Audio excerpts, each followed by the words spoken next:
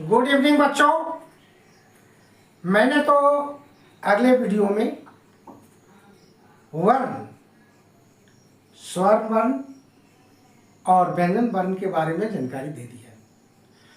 तो बच्चों, वर्णों के मेल से शब्द बनता है और शब्दों के मेल से वाक्य बनता है।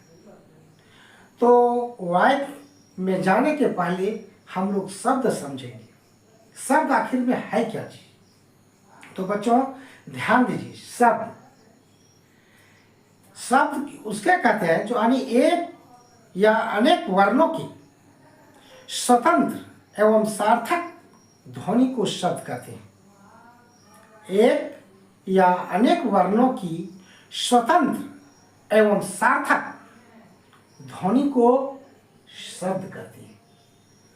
बच्चों जैसे है पवन, पानी, रोटी, ये सब सार्थक शब्द है।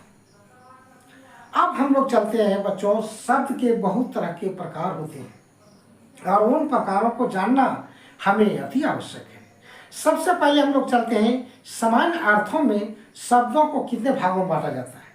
सामान्य अर्थों में शब्दों को कितने भागों में बांटा जाता है?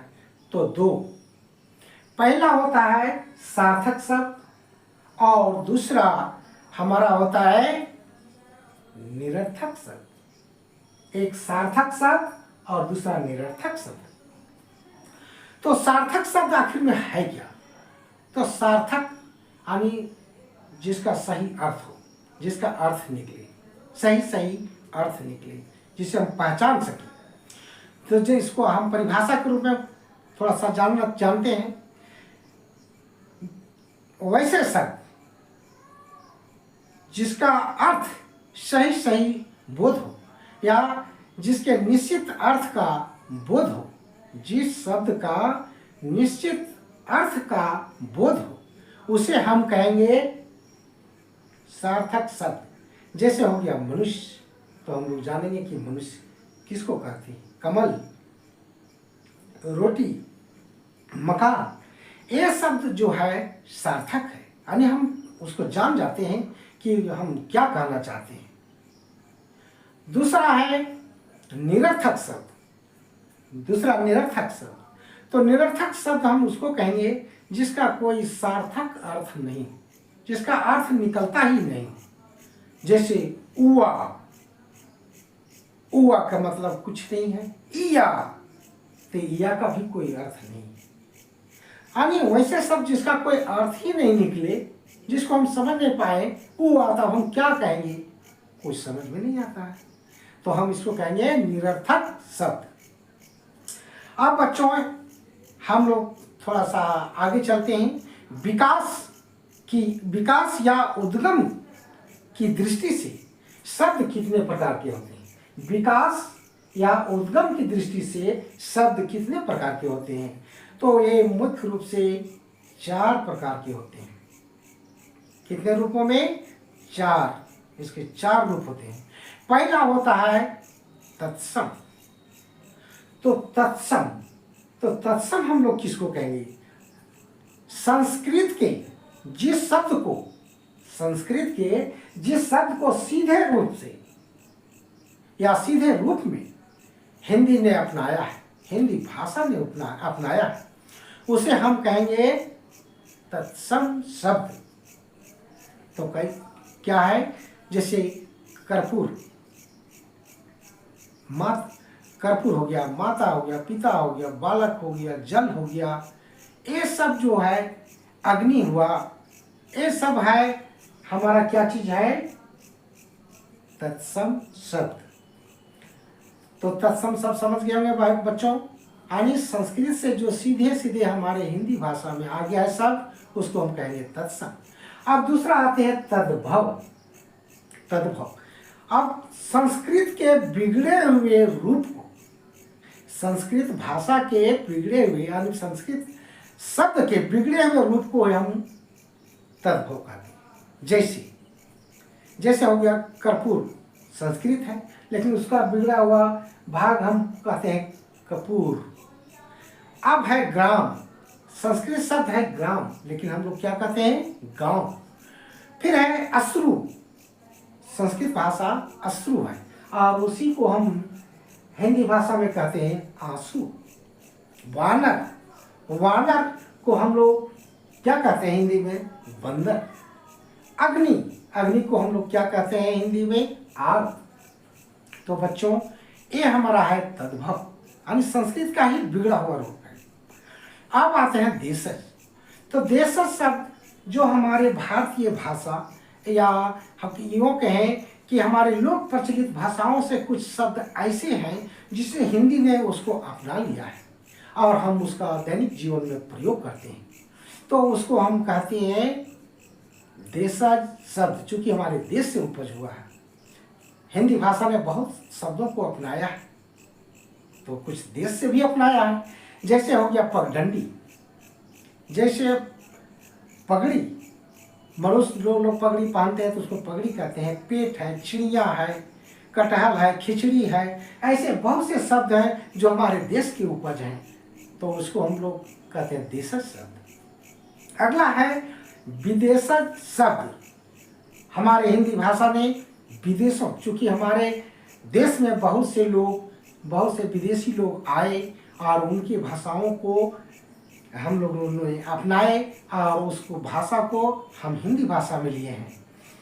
तो जो विदेश से हमारी भाषा आया है, जिसको हमने अपनाया है, उसको हम लोग कहते हैं विदेशज शब्द। जैसे अंग्रेजी में हमारा हो गया डॉक्टर, डॉक्टर हो गया। डॉक्टर के बाद बहुत से है हमारा, जैसे प्रेस हो गया, क्लब हो गया, फीस हो गया, स्कूल हो गया, रेल हो गया। ये सारे शब्द जो हैं हम कहाँ से लिए हैं? अंग्रेजी से। दूसरा है अरबी। अरबी भाषा से भी हम लोगों ने बहुत से शब्द लिए हैं, जैसे है अजनबी, एहसान, और है नतीजा, इनाम, तारीख, कसम, कीमत, खत। ये सब शब्द जो है हमारे अरबी भाषा है। कुछ भाषा फारसी से भी लिया गया है। तो फारसी में हमारा जैसे है चश्मा, दुकान, कमर, दोस्त, दास, दरबार, आराम, अफसोस।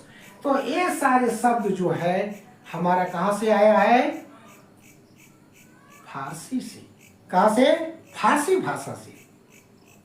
कुछ भाषा हमारे तुर्की से भी आया है, जैसे है होता है लाश, चेचक, कुश्ती, कुल्ली, चमचा, कुर्की, काजू। ये सब है हमारे कहाँ का भाषा है? तुर्की का। कहाँ का भाषा है? तुर्की का भाषा है।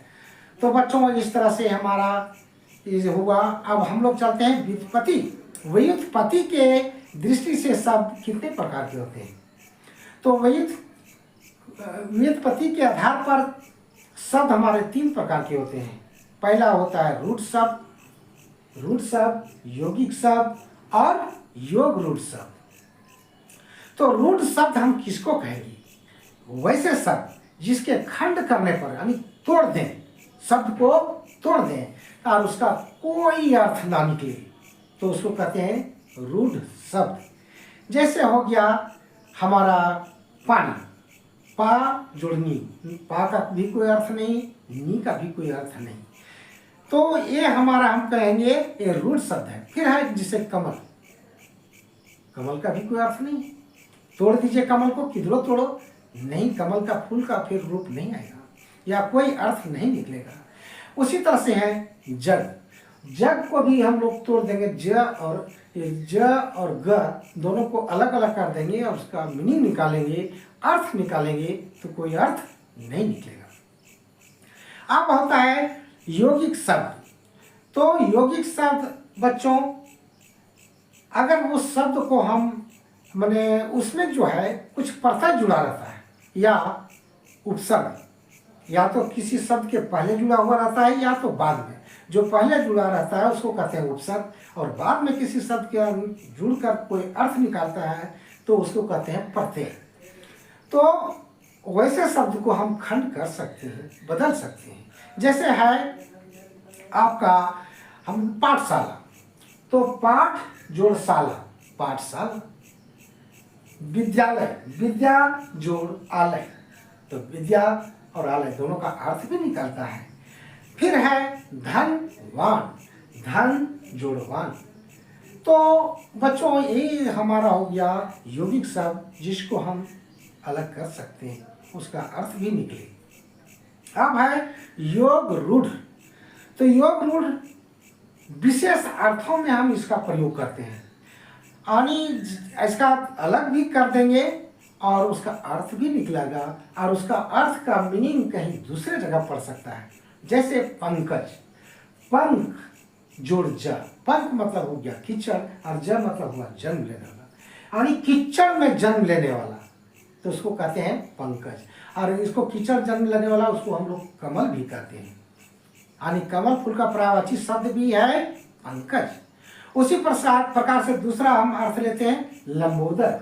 लंब जोड़, लंबा जोड़ उदर, लंब जोड़ उदर, या लंबा जोड़ उदर तो हो गया लंबोदर।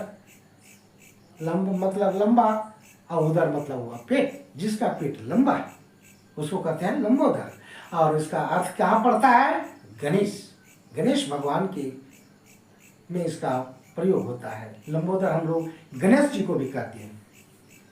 तो बच्चों हम लोग व्युत्पत्ति के दृष्टि से तीनों शब्द पढ़ लिए।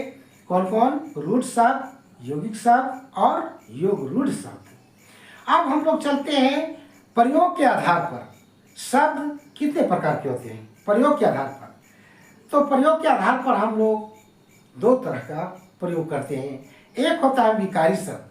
तो विकारी शब्द जो है इसको हम किसे कहेंगे? वैसे शब्द जिसका लिंग, वचन और कारक में हम बदल सकते हैं।